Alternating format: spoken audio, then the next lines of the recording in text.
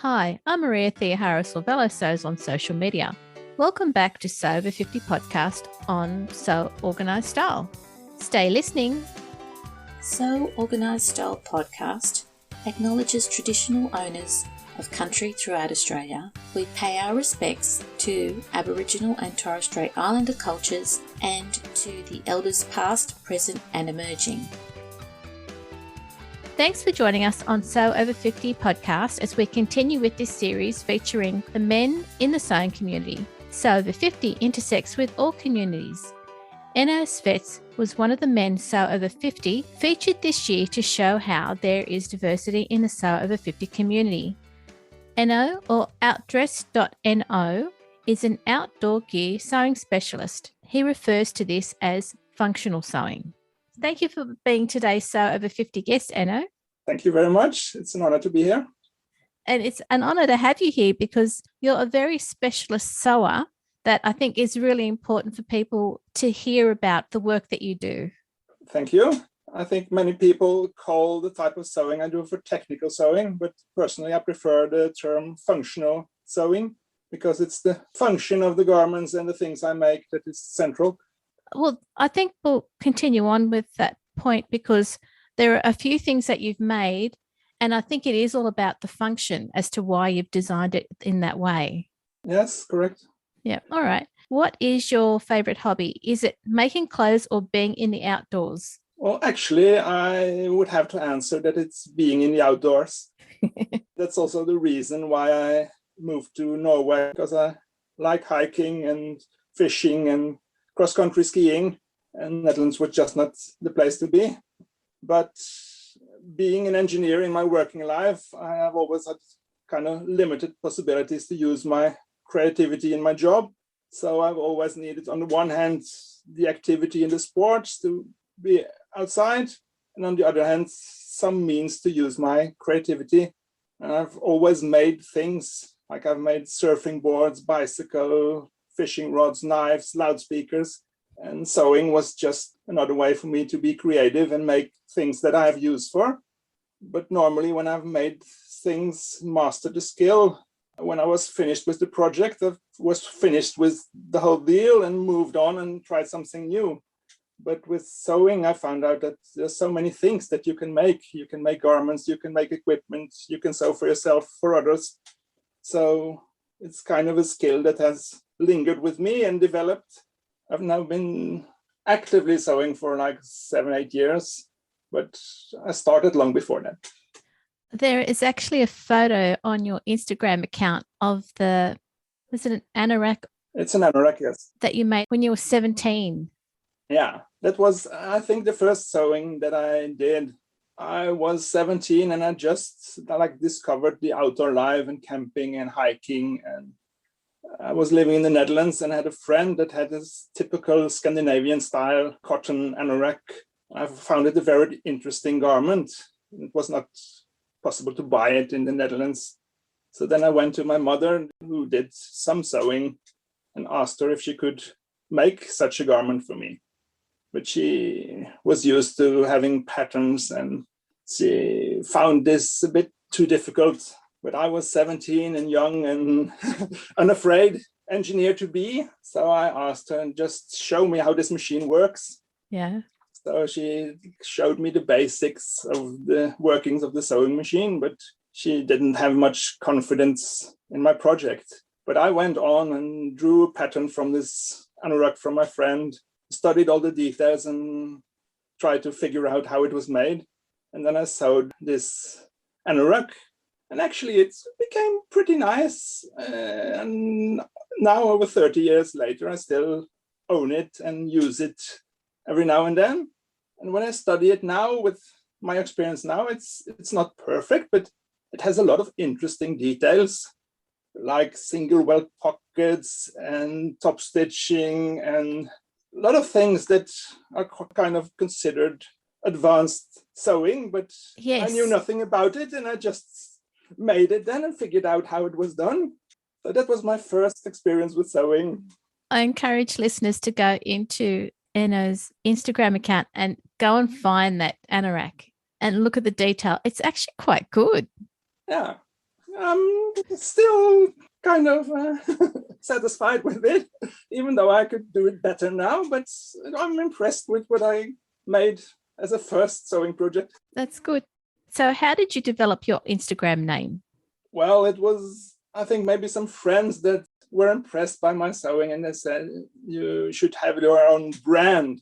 So, well, it lingered for some time, and then we had some kind of brainstorming session, probably some whiskey involved, late night. Okay.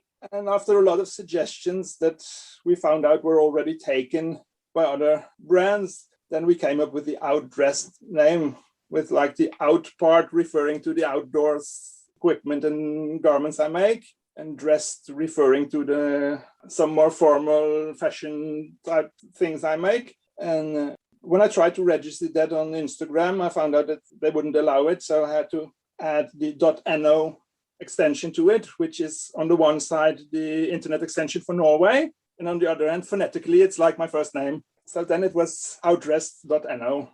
Ah, that's clever. Thank you. Where can we find you online? Well, it's mainly my Instagram, outdressed.no. I have some things on YouTube as well, but mainly it's outdressed. So I think we've already touched on this question, but I'll ask it anyway. What made you start sewing? Yeah, I told you about this anorak I wanted to have when I was Yeah. 17. I think that has been the drive all along the way, that I wanted to have things that were not possible to buy, or that was very expensive to buy, but still not as I want them to be. So I think after this first sewing project when I was 17, I did very little sewing for 25, maybe 30 years. And then I discovered this online fabric store in Germany. This is called Extreme Textile, and they sell all this kind of technical fabrics, like the breathable, waterproof fabrics like Gore-Tex, and they have seam tape and waterproof zippers and everything.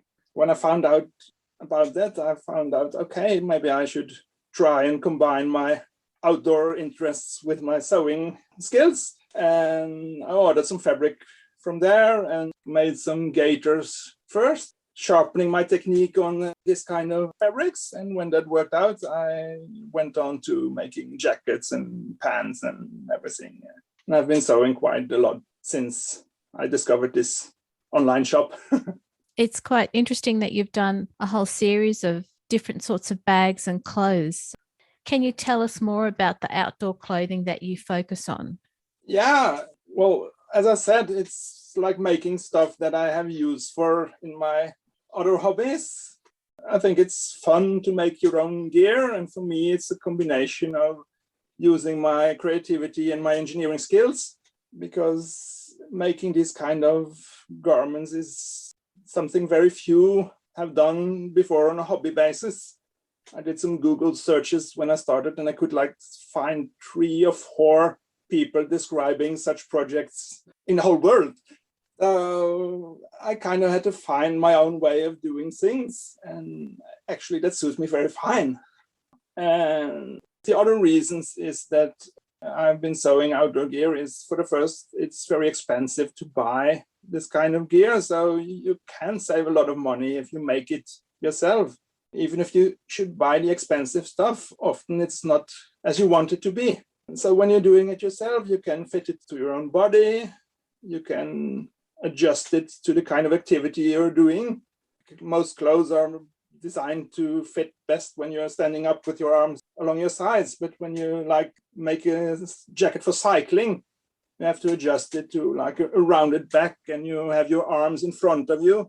So you have to adjust the pattern, maybe rotate the arm compared to the body, etc. So you can do all these adjustments, like make articulated knees and elbows. I really like this kind of origami pattern adjustment. And then you can add all the details you want. Where would you want to have pockets? What kind of pockets do you need? The reinforcements. And last but not least, you can leave out all the things that you don't use. Because if you buy a jacket and it has 6 pockets and you only use 3, why make the other 3? And if you make the things yourself, you are also able to repair things, because using equipment and garments outdoor means that it gets wear and tear, and it will get broken in the end. But if you can repair a hole or replace a zipper, then you can extend the lifespan of your equipment, which is good both from an economical point of view and from an environmental point of view. Yeah. So yeah, that's what have attracted me to this kind of sewing. I think the interesting example that people should look at is the kayaking outfit that you've recently made this year. Yeah, that was maybe the most complicated project I've done thus far, because for the first, you cannot find a pattern for this. You have to design it yourself. So basically the pattern is made of some waterproof socks that I designed myself, pant pattern that I had from before, and a jacket pattern. And they are put together, and there's some adjustments there to make it fit optimal when you're sitting and kayaking. So there's some extra space in the seat area, and there's some articulated knees. The arms are so that you can have your arms a little raised when you're using them for paddling. So that was the one challenge. And the other challenge is all the interfaces between waterproof zips and fabric, between the gaskets and the fabric.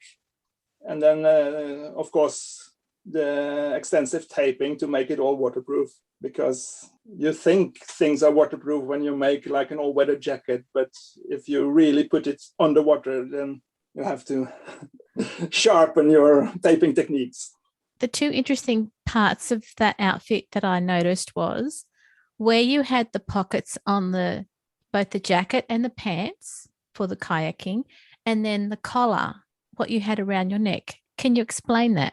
The zipper placements on the jacket, the main zipper is a diagonal zipper just to get in and out. Then there's a zipper in the crotch, which is called for a relief zipper. So if you're a man, you can use it to pee. Uh-huh. And I have a little pocket on my upper arm just to put a phone and keys and stuff. There are waterproof socks attached on the feet and on the arms, and in the neck there's a rubber gasket that is like a standard rubber gasket used in this kind of suits, which you can buy online as a replacement for normal commercial suits. Yeah, so these gaskets and the zippers are all glued to the fabric, and that's kind of a challenge because it's different materials, different elasticity and so on, so you have to find the right glues. And so because it's waterproof, technical fabric, when you receive it, you don't have to do any treatment before you use it, do you? No, it's a kind of a breathable, waterproof fabric, Gore-Tex or something similar. And the shops that sell it, they aren't allowed to call it the real name because of the producers. They normally only sell this stuff to commercial garment producers, and they don't want it to be sold to amateurs. But these shops, they buy the rests from commercial producers or the stuff that didn't get through the quality control. So you can buy it online, but they are not allowed to call it by their original name. But usually, if you're a little experienced, you can read between the lines what materials it is and where it is produced, and then you know what it is. That's good to know. Do you only focus on making clothing? Well, as I said, not only clothing. I've made backpacks, I made a pack raft, I make bicycle panniers, etc. Actually, the backpacks is kind of an interesting story because both my wife and I, we have used old style external frame packs with an aluminium frame and a sack attached to it. They fit our kind of hiking very well because they're ideal to carry heavy loads on long trips. But mine was made, I think, in 1975. And my wife's is maybe 10 years younger. But over time, the wear and tear and mice took kind of a heavy toll on these. So we came to a point that they could not be used anymore. And we had either to buy something new, which is hard because these kind of packs are not produced anymore. Yep. Or I had to make new sacks to attach to the frame packs. So I did the latter. And then we had really a possibility to design these sacks ourselves and make it optimal for our use. For example, with my wife, we sat down together and decided how big should the main pack be. And she said, well, I want a lot of pockets on the outside. Well, okay, what kind of pockets do you need? Mm-hmm. Well, I need a pocket for my toilet paper to be at hand. And I need a pocket for the mosquito oil and sunscreen and mosquito net. And then I need a place to attach my walking poles when I'm not using it. and I need some place to put my laundry to dry when we're walking. And then when we're crossing rivers and I take off my hiking boots, I want some place to attach them by the laces so we can cross the river. So all these details were implemented. And so she got herself a new pack that was really optimized for her use. And because we were using modern high-tech materials, it was waterproof and it was like a half a kilo lighter than it was before. So hopefully she has a backpack to use in the next 30, 40 years. It's good that you were able to use new materials and you've lost half a kilo in just that one bag. That's great. Yeah, and got more functionality because now it's waterproof as well. Yeah. And did you end up making a bag for yourself, or is that the next project? No, I actually started for myself. The bag for my wife was the second one. Okay. I think both are described. The whole process is described on my Instagram. Well done. Thank you. We've probably touched on this, but is finding fabric a challenge? Well, for this kind of outdoor projects, it's not many stores that sell this kind of fabric, but I found some online. I mentioned the Extreme Textile in Germany. Yep. The problem there is that they have stopped shipping to Norway because of the complex import rules, because Norway is not a part of the EU. So now I have to use my family in the Netherlands to get the stuff here. Some other stores that I've used is Ripstop by the Roll in the US and a company called Shelby in Finland. They also have some technical fabric. Ripstop by the Roll is more on equipment like backpacks and hammocks and that kind of stuff. Shelby has some garment fabrics and some interesting patterns for outdoor garments as well. Are there any patterns that you favor for outdoor wear? Well, actually, I seldomly buy patterns. There are not so many patterns for outdoor wear to buy. As I said, Shelby has some, but there is a company called The Green Pepper that has some outdoor garments. I used some of them when I sew for others. But sewing for myself, I usually go to my wardrobe and find the garment I own that has the best fit and start copying that and adjusting it and putting the details in from there. And as I said, with the dry suit, there is just no pattern to buy to make such a thing. You have to make it yourself. And as for other like more normal fashion type sewing that I've done a little as well, I found that there's actually very little variation in menswear patterns. Also, then you can buy a pattern, but you often have challenges with finding the right size, finding the right fit. And then I found it's easier to just find your best shirt in your cupboard and copy it and maybe adjust the fit, find another color, find other details. It's often easier than buying a pattern, and then you probably have to sew muslin first to find the fit. If I copy the best shirt I have in my wardrobe, then I know it will fit. And I can adjust. If I want a more loose fit, I can add some ease, or a more narrow fit, I can maybe add some darts or some. I think it's easier to go that way than to buy a pattern. That makes perfect sense. I noticed that one of the vests that you've got on your Instagram feed, it's a red vest. Yes, very pleased with that one. You designed it? Yeah, I designed it. I think I was inspired by an episode of the Great British Sewing Bee. Maybe it was the Norwegian Sewing Bee, I'm not sure, but they had to make a man's vest with clothing of their own choice.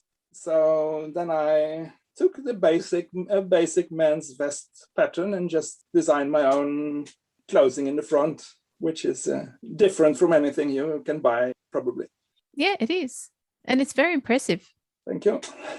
What sewing techniques should people learn when they're sewing men's clothes? Well, the obvious answer maybe is that you should learn the basic techniques like making welt pockets, plackets, zip flies, and so. But from my own experience, I would rather say learn how to copy garments you like and that fit well.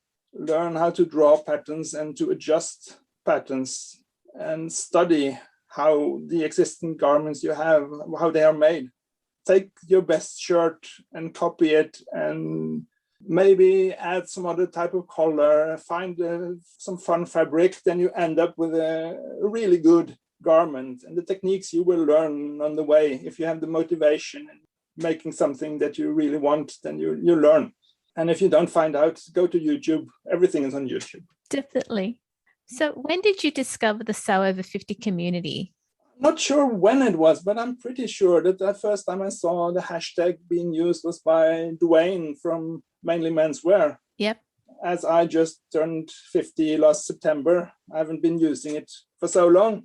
I think I only became aware of the community behind this hashtag when you guys shared my dry suit project. And I suddenly got a lot of new followers, and then I started looking, what is this stuff? And then I found out about the community and about the podcast. And so quite a new follower. Oh, everyone is welcome. And it's not age specific. So that's the good thing about Sew Over 50 is it's a very inclusive community to encourage people to sew. Yeah, and I find it quite interesting that there are not many guys that sew, but there are some quite interesting accounts on Instagram that you can follow. And Dwayne from Mainly Menswear, and there's Peter Lappin that has a lot of his male pattern baldness, I think it's called. And you had Wouter in your podcast last time. So there are quite a few interesting accounts to follow. Yeah, and I think we're lucky that the men who sew in the Sew Over 50 community, and there will be more in the coming weeks. When I've contacted them, they've been quite happy to be on the podcast. So there'll be more to listen to in the future. Yeah, and for us, it's quite interesting to kind of be a part of this community. For me, I've never done any sewing course. Mostly I sew on my own in my little sewing room, and the only contact I have with other people with similar interests is through the internet. Yeah. Through Instagram, through this kind of communities. It's good that you are able to find people who sew online and that they are there as a resource. Yeah, and that way internet is a very good possibility because you can find people all over the globe. Because if you have this kind of narrow interests, both the male and sewing combination and the outdoor sewing, there's not that many people that do it. And then being able to find them all over the world actually helps you to find your little community. So what advice would you give listeners who are thinking of following you to make their own outdoor clothes? I think the best advice is find your motivation. Start with setting some goal of making something you really, really want, but that you cannot find in the shops. Maybe you have to start small and make some other stuff to get the skills to get there. But I think it really, really helps to have this motivation, this drive. Then it's much easier to learn new skills. Enno, thank you so much for sharing your skills and your knowledge on how you sew functional garments. It's been really an eye-opener, and I know listeners are going to want to watch what you do next. Thank you very much for having me here, and I really look forward to hearing from other people and maybe answering questions and so thank you very much. You're welcome, and thank you again for your generosity, and have a lovely day, listeners. This episode of Sew Over 50 podcast on Sew Organised Style was produced by me, Maria Thea Harris, with permission of Enno Swets, sound by bensound.com. You can subscribe to Sew Organised Style podcast, but with an S, not a Z, on all good podcast apps. Make sure you give us a 5-star rating and review, and support us on our Patreon account. Every Sew Over 50 podcast is free, so go back to our archive and catch up on this series about men who sew and other people in the Sew Over 50 community. Post any questions or suggestions you have on our Instagram account at Sew Organised Style or on our website at www.seworganisedstyle.com or on our Facebook page. We look forward to joining you in your sewing room next time. Stay safe, everyone.